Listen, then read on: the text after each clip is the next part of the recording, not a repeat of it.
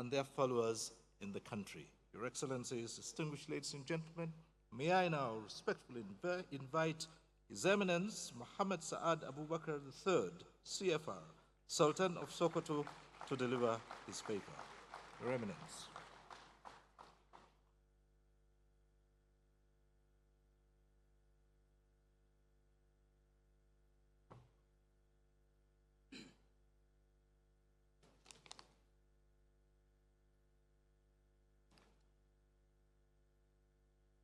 أعوذ بالله من الشيطان الرجيم بسم الله الرحمن الرحيم وصلى الله على النبي الكريم.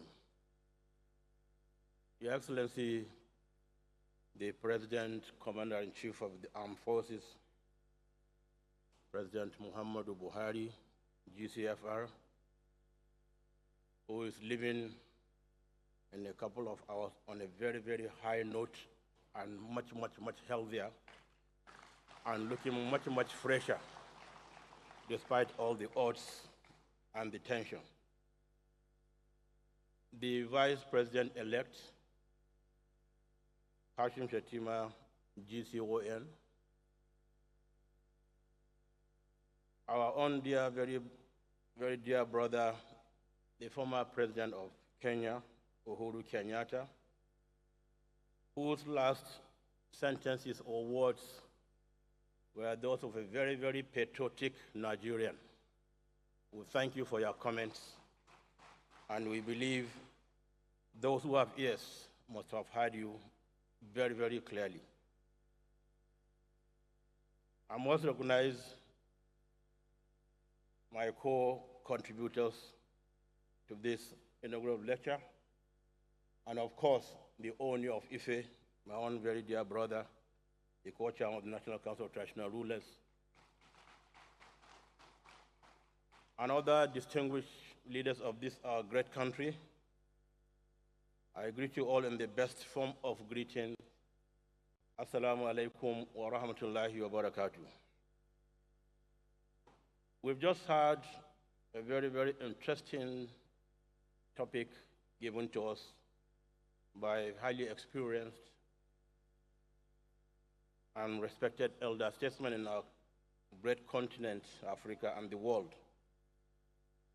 When you are called to speak, a very what his experiences have been and are still going on in his dear country and Africa, and given the topic to speak on religious tolerance and inclusiveness, and also knowing and taking note that yesterday at the National Mosque we had a lecture which captured all the ingredients, or most of the ingredients, of religious tolerance and inclusiveness. I believe I shouldn't be saying much on that religious tolerance. Is what we have been working on the last 16 years as co-chairman of NAREC, together with the president of CAN, and I believe the SGF in the last 5, 6, 7 years had been the anchor and the arrowhead of our activities, so he knows a lot, and the government too knows a lot about our works for religious tolerance and understanding in this great country, Nigeria. So I will deviate a little bit, but not too off, because most of the things I'm going to say, if you put them together with what the former president of Kenya said, you'll find a lot of similarities. So I crave your indulgence to patiently listen in the next 8, 9, 10 minutes of my presentation, even though I was given 15 minutes. We all know why we have democracy. And we call democracy a government of the people, by the people, for the people. And such democracy we are supposed to practice or to have is to ensure peace and stability of our people. And without development, without peace and stability, there's no democracy. And you can't have democracy when you don't have good leaders to practice that democracy. So leadership is of utmost importance if you want to really practice democracy move the country forward to the greatest heights. So I'll briefly talk about some of the things that I'm so very familiar with, what leadership is all about, because there's need for us to look at what we should do. I'll skip a lot of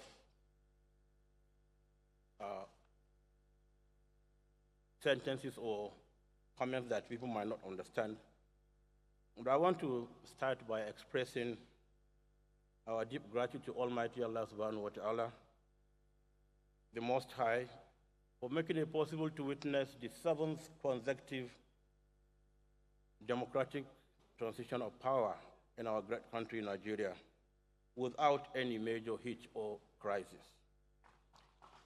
This in itself is a significant achievement in which both the winners and those who did not win, I don't call them losers, those who won and those who did not win share in the credit.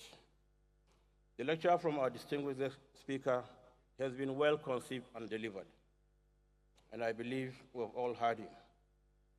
Our task here is to see how we can enrich the conversation by broadening the perspectives and propounding advice to the incoming administration of our great country on ways to improve on governance and development in an atmosphere of peace and security.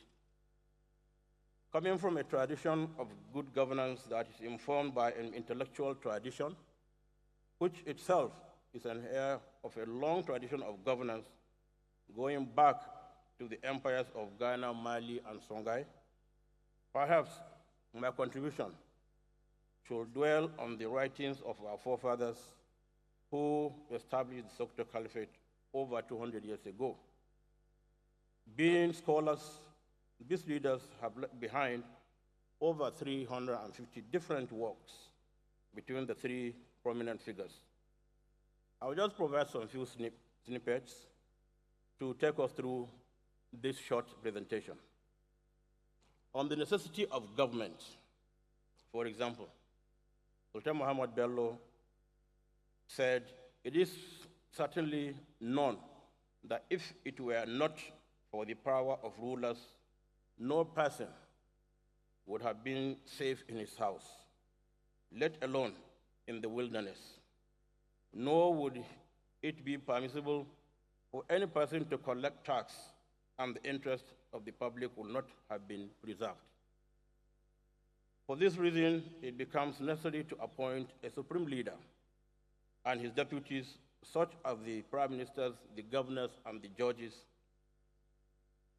of all the regions of the earth, so that the interest of religion and leadership may be maintained and the proper order of the entire world be established. If it were not for the authority of state, many people would have been killed before they could kill a single man who is legally condemned to death when they seek to obtain their rights from each other without a force to protect them.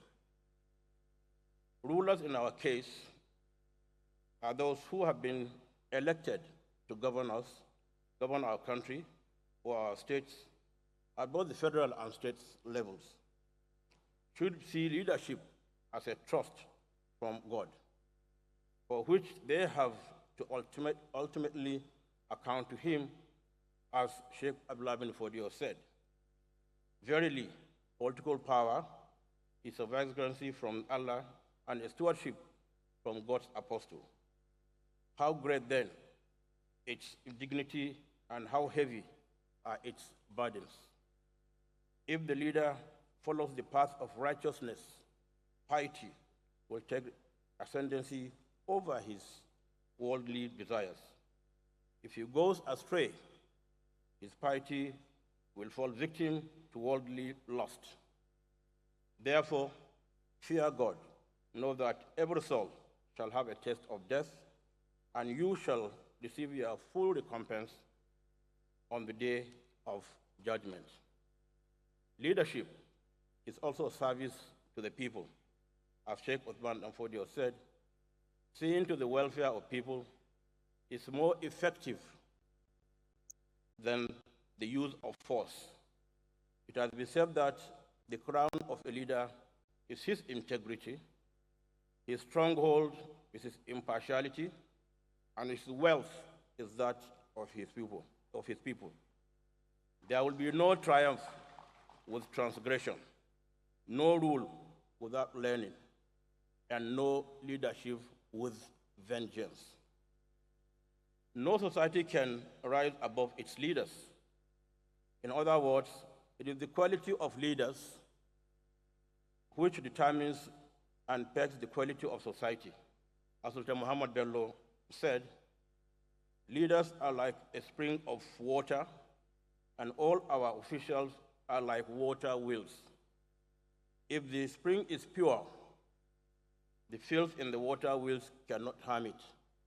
If, on the other hand, the spring is polluted and dirty, the purity of the water wheels that have been used to draw the water will have little or no effect on the purity of the water. Leaders still need to be very careful in the appointment of officials, and Sheikh Uthman bin Fodio said, the first support is on upright wazir, that is a prime minister or a deputy over the state, who wakes him, the leader, who wakes him up if he sleeps, give him sight if he cannot see, and remind him if he forgets. The greatest catastrophe which can befall leaders and people is to be deprived of good wazirs or ministers and good assistances. The most important qualifying attitude or attribute of the leader of the wazir is to be of trustworthy conduct, perceptive in the affairs of the common people, the courage to tell the truth, and must not withhold good advice from the leader. Mohammed Bello has a piece of advice to these officials in his Usul Siyas, one of his very famous books, where he wrote, the happiest leader is he whose subjects are happy with him, and the most unfortunate leader is he whose subjects are miserable under him. So beware of injustice, for your workers are imitating you. If you commit injustice, you will be like the animal in a green pasture, which eats so much that it becomes so fat, and that fatness is the cause of its destruction, as it will be slaughtered and eaten, unquote. Leaders need to understand those things that are necessary for a state to survive, and those that are capable of destroying polities. On this, Sheikh Uthman bin Fodio wrote, one of the swiftest ways of destroying a state is to give preference to one particular tribe over another, or to show favor to one group of people over the other, and draw near those who should be kept away, and keep away those who should be drawn near you. A ruler was asked when he had lost his throne, what brought your rule to an end? He replied, being intransigent in my views and neglecting to seek advice.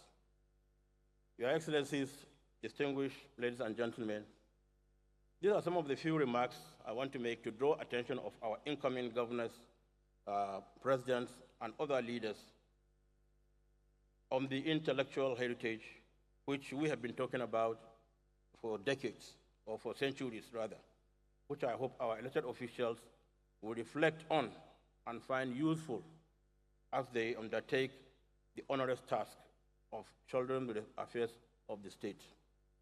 I should also draw your attention to levels of poverty and ignorance in the land, and ignorance in the land only made worse by the rising population of this country which is estimated by the United Nations to be well over 400 million by 2050, which will make Nigeria the third largest populated country in the world after India and China.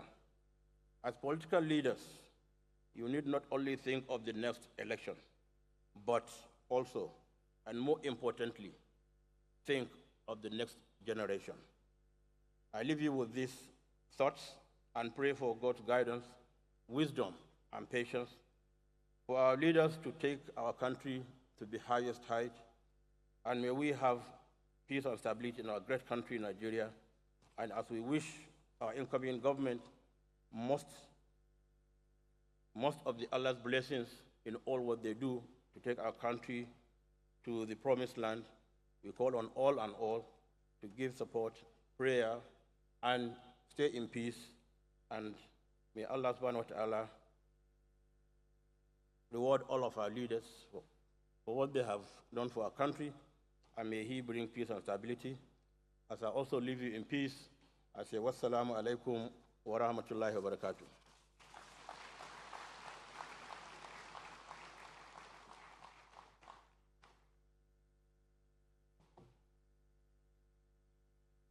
His Eminence Mohammed Sa'ad Abubakar III, CFR, Sultan of Sokoto, speaking there.